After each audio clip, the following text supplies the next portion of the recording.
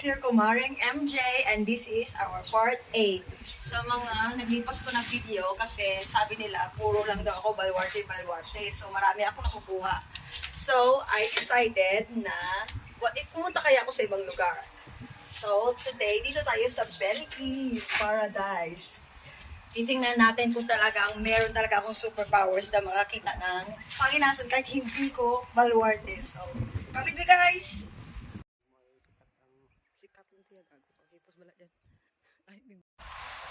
You know, hindi pa ako talaga dito ng panginas pa. Hindi pa ako nakahanap dito ng seashells. Pero, it's my first time. Pero, dito ako dati nag-aaral. At, syempre, ng mga bata pa dito kami naglalaro, di ba? Pero, never pa ako nakahanap dito ng seashells.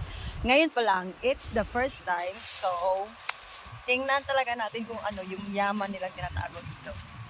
Come on!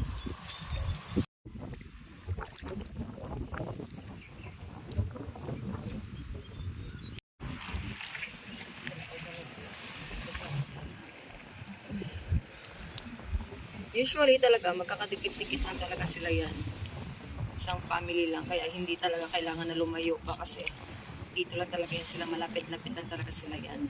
Pag may nakakita ka ng isa, maya sa tabi niyan, meron na naman isa. Kaya hindi mo na kailangan lumayo. Pero minsan, tingnan mo kasi medyo, yung iba kasi medyo maliliit eh. See? Tingnan nyo to. Come here. Diba? May isa dito, tsaka may isa pa dito. Oh, meron pa nga dito, oh. So, okay. Kuhanin na natin. And this, medyo maliit siya. So, we're going to find a bigger one. Okay. Dala hugas na tayo. Para hindi na tayo, mamaya. Okay. See? Dalawa. Laging kakadikit-dikit lang talaga yan sila. Hindi na sila naglalayo. They're family and related.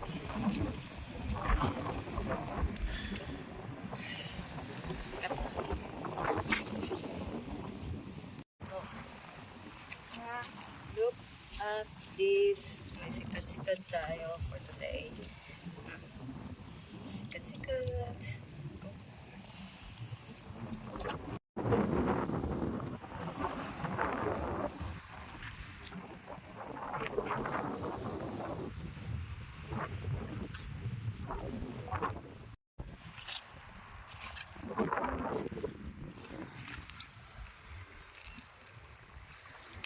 Oh. Ha. Huli ka.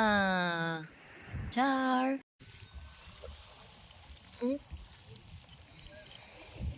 Another one. Yes. Come, dali. I think mag-high tide na, kaya lumalabas na naman sila. So, parang kakalabas niya pa lang.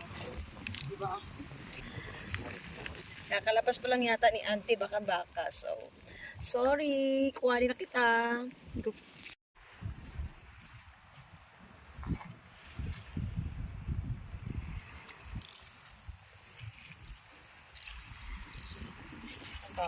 May lusob-lusob na tayong nakita dito. Akala ko wala akong makita ang ganito, pero kadyak pa tayo. Isa pa lang. So, pangatlong baka-baka. Okay. This, kakalabas niya talaga sa buhangin. Hey, Mel. Pang tatlo ka na.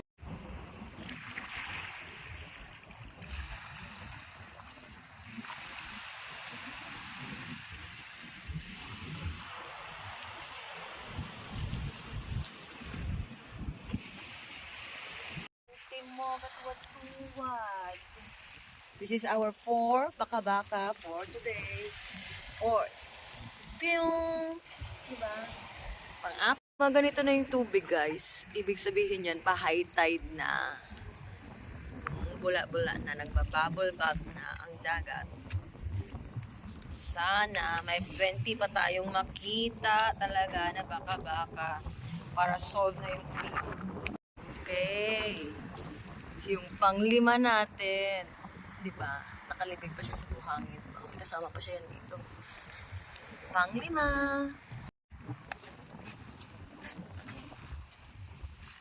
Oops.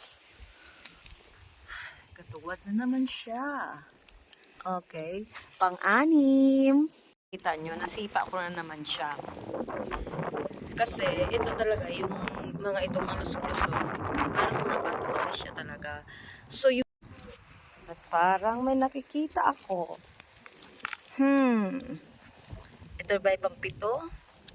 Ah, joke lang.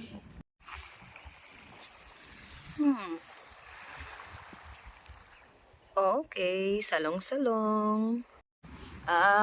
May nakikita na naman ako. Pang 7. Nasipa ko lang siya. I'm sorry. Nasipa ko lang. Okay. Nakikita nyo? Pang-8 na yan. Pang-8 na. Baka-baka. That's it for today's mini video. So, unfortunately, hindi natin nakota yung baka-baka natin at 20 pieces. Pero, we have 8 pieces which is napakalaking bagay na yan and I'm so thankful. Kasi, kahit na first time kong pumunta dito, nakakita pa rin ako ng baka-baka at I am really thankful for this. May uulamin na. Catch and cook ulit tayo for our lunch today. Ciao!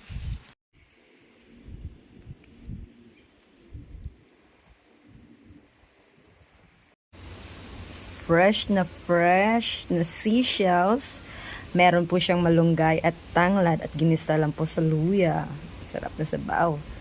Sarap na kapares ng ito is puso na may labahita at may munggo. Lumpia and syempre hindi mawawala ang rice.